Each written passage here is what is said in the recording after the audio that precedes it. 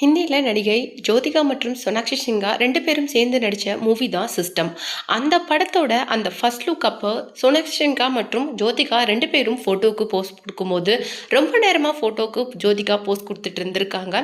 ஆனால் சோனாக்ஷி சின்ஹா பக்கத்தில் இருக்கவங்க கிட்ட பேசிட்டு இருந்தனால ஃபோட்டோஸ் வெயிட் பண்ணி எடுக்கப்பட்டது. அங்கேயே ஜோதிகாவுக்கு சில ஃபீல் அஷேம்டு அப்படிங்கிற மாதிரி ஒரு விஷயம் போச்சு. அதுக்கு தமிழ் ரசிகர்கள்லாம் என்ன சொல்லியிருந்தாங்க அப்படின்னு சொல்லிட்டு பார்த்தீங்கன்னா, இங்கே தமிழகத்தில் உங்களுடைய படங்களை எல்லாருமே கொண்டாடினாங்க. அது மட்டும் இல்லாமல் நீங்கள் லீட் ரோலாக நடித்த நிறைய படங்கள் இங்கே ஹிட் கொடுத்தது. அது மட்டும் இல்லாமல் உங்களுக்கு இங்கே தனி ரசிகர்கள் பட்டாலும் வரவேற்பு அப்படிங்கிறது உங்களுடைய படங்களுக்கு இன்னும் இருந்துக்கிட்டு தான் இருக்குது. நீங்கள் எதற்காக மும்பையில் போய் இருக்கணும், மும்பையில் மூவி பண்ணணும் அப்படிங்கிற மாதிரி நிறைய கேள்விகள் ஒரு பக்கம் போச்சு. அது மட்டும் இல்லாமல் ரீசெண்டாக ஜோதிகா மற்றும் சிவகுமாருக்கு இடையே ஒரு ப்ராப்ளம் அப்படிங்கிறதும் போயிட்டு இருந்தது. ஏன்னா அங்கே கொஞ்சம் ஆக்வர்டாக நடிச்சிருக்காங்க. இதெல்லாம் கொஞ்சம் தேவையில்லாத விஷயம் அப்படிங்கிற மாதிரியும் ஒரு சில விஷயங்கள் போச்சு. அது மட்டும் இல்லாமல் அதுக்கு அவருடைய ஃபாதர் இன் லாவான சிவகுமாரும் நிறைய விஷயங்கள் போயிருந்தாங்க. இந்த பக்கம் கருப்பு மூவி நிறைய பிரச்சனைகளை ஃபேஸ் பண்ணி ரிலீஸ் ஆகி இன்னைக்கு அது சூப்பர் டூப்பர் ஹிட் ஆனாலும் அதுக்கப்புறமேலு ஜோதிகா பேசின சில விஷயங்கள் சர்ச்சைக்கு உள்ளாச்சு. இதையெல்லாம் தாண்டி இப்போ ஃபாதர் இன் லாவுக்கும் இன்னைக்கு ஒய்ஃபுக்கும் நடந்துட்டு இருக்கிற பிரச்சனைக்கு பதிலடி கொடுக்குற மாதிரி ஒரு விஷயத்த இன்னைக்கு நடிகர் சூர்யா செஞ்சிருக்காரு. அது என்ன அப்படிங்கிறத பற்றி தான் நம்ம ரொம்ப தெளிவாக பார்க்க போகிறோம். வீடியோக்குள்ளே போகிறதுக்கு முன்னாடி நீங்கள் நம்ம சேனலுக்கு புதியவராக இருந்தால் மறக்காம சேனலை சப்ஸ்கிரைப் பண்ணிக்கோங்க. வாங்க வீடியோக்குள்ளே போகலாம். ஒரு பக்கம் சமூக வலைதளங்களில் போயிட்டு இருந்த ஒரு முக்கியமான விஷயம் என்ன அப்படின்னு சொல்லிட்டு பார்த்தீங்கன்னா, ஜோதிகா மற்றும் சிவகுமாருக்கு இடையேயான ஏதோ ஒரு பிரச்சனைனால தான் மொத்தமாக அவங்க மும்பை போயிட்டாங்க அப்படிங்கிற மாதிரி ஒரு விஷயம் முன்ன சொல்லப்பட்டுச்சு. ஆனால் அது இல்லை அப்படிங்கிற மாதிரியும், ஜோதிகாவோட அம்மாவுக்கு உடல்நிலை சரியில்லை, வயதாகிட்டே இருக்கிறதுனால அவங்கள பக்கத்திலே இருந்து கேர் பண்ணிக்கணும் அப்படிங்கிற ஒரு விஷயத்தினால தான் ஜோதிகா ரொம்பவும் ஸ்ட்ரெஸ்டாக இருக்காங்க அப்படின்னு சொல்லிட்டு அவங்களுக்காக சூர்யாவும் சேர்ந்து மும்பை போனதாகவும் இன்னொரு தகவல் சொல்லப்பட்டுச்சு.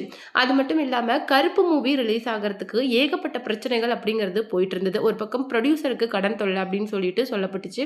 ஆனால் கிட்டத்தட்ட தன்னுடைய சம்பளத்துலேருந்து 30 கோடி ரூபாயை கொடுத்து அந்த பிரச்சனையை சரி பண்ணி 10 மணிக்கு மேலே தான் படம் ரிலீஸ் ஆகி, ஆனால் அது பெரிய அளவுக்கு ஹிட் ஆயிடுச்சு. கிட்டத்தட்ட 50-60 கோடி ரூபாய்க்கு மேலே வசூல் பண்ணிச்சு. அது மட்டும் இல்லாமல் அவருக்கு அது ஒரு பெரிய கம்பேக் ஃபிலிம் அப்படின்னே சொல்லலாம். ஏன்னா சவுத் இந்தியாவோட மோஸ்ட் இம்பார்ட்டண்டான ஆக்டருக்கு நிறைய அவருடைய படங்கள் அதிகமாக ஓடிடியில் தான் ரிலீஸ் ஆயிடுச்சு. ஆனால் இந்த மாதிரி படம் அவருக்கு ஒரு கம்பேக்கை கொடுத்துருச்சு அப்படின்னே சொல்லலாம். ஏன்னா கருப்பு படம் அந்த அளவுக்கு ஒரு மாஸ் ஹிட் ஆச்சு. ஆனால் அதில் ஜோதிகா என்ன சொல்லியிருந்தாங்க அப்படின்னு சொல்லிட்டு பார்த்தீங்கன்னா, என்னுடைய கணவரோட வெற்றி அப்படிங்கிறது கொஞ்சம் தள்ளி போகிற மாதிரி தெரியுது. அது மட்டும் இல்லாமல் இந்த படம் வேணும்னே டிலே பண்ணப்பட்டிருக்கு. இதில் நிறைய பின்னாடி பொலிட்டிக்கல் பேக்ரவுண்ட் இருக்குது, அந்த மாதிரி நிறைய பேசியிருந்தாங்க. ஆனால் அதுக்கு சூர்யா ஃபேன் சொன்ன ஒரு விஷயம், தயவுசெய்து உங்களுடைய கருத்துக்கள் விமர்சனங்களை உங்களுடைய வச்சுக்காங்க. அவருக்கு ரொம்ப நாள் கழித்து சவுத் இந்தியாவில் ஒரு கம்பேக் கிடச்சிருக்குது, அதை தயவுசெய்து பேசி வீணடிக்காதீங்க அப்படிங்கிற மாதிரியும் ஜோதிகாவுக்கு சூர்யா சாரோட ஃபேன்ஸ் சொல்லியிருந்தாங்க.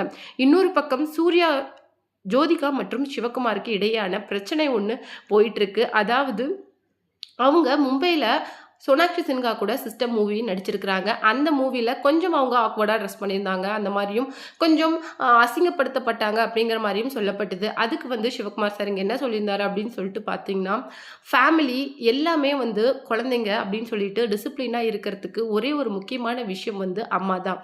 ஏன்னா ஒரு பெண் எந்த அளவுக்கு குடும்பத்தை அதிக அளவு பார்த்துக்கிறாங்களோ அந்த அளவுக்கு அந்த குடும்பம் ப்ரொடெக்டிவாக இருக்கும் அப்படிங்கிற மாதிரி சொல்லப்பட்டாங்க. அதாவது ரொம்ப தன்னுடைய கரியருக்கு இம்பார்ட்டன்ஸ் கொடுக்குறாங்க அப்படிங்கிற மாதிரி தன்னுடைய மருமகளை அவர் சாடின மாதிரியும் சொல்லப்பட்டுச்சு. இன்னொரு முக்கியமான விஷயம் என்ன அப்படின்னு சொல்லிட்டு பார்த்தீங்கன்னா, மற்றும் விஜய் மற்றும் சங்கீதா விஜயோட அந்த டிவோர்ஸ் மேட்டரில் கூட நடிகைங்க ஹோட்டல் சாப்பாடு மாதிரி, மனைவி தான் வீட்டு சாப்பாடு மாதிரி அப்படிங்கிற மாதிரி ஒரு தரக்குறைவான விமர்சனத்தையும் அவர் முன்ன சொல்லியிருந்தது பல்வேறு விமர்சனத்துக்கு உள்ளாச்சு. இன்னொரு பக்கம் டிஎம்கேக்கு ஃபுல் சப்போர்ட் கொடுத்திருந்த சத்யராஜுக்கு ஆதரவாக அந்த எலெக்ஷன் அப்போ அவர் பேசியிருந்தாரு. அது மட்டும் இல்லாமல் விஜய் சாரை நிறையவே சாடியும் அவர் பேசியிருந்தாரு. இந்த மாதிரி தொடர்ந்து அவருடைய அடுத்தடுத்த கருத்துக்கள் விமர்சனத்துக்குள் ஆயிட்டு வந்தது.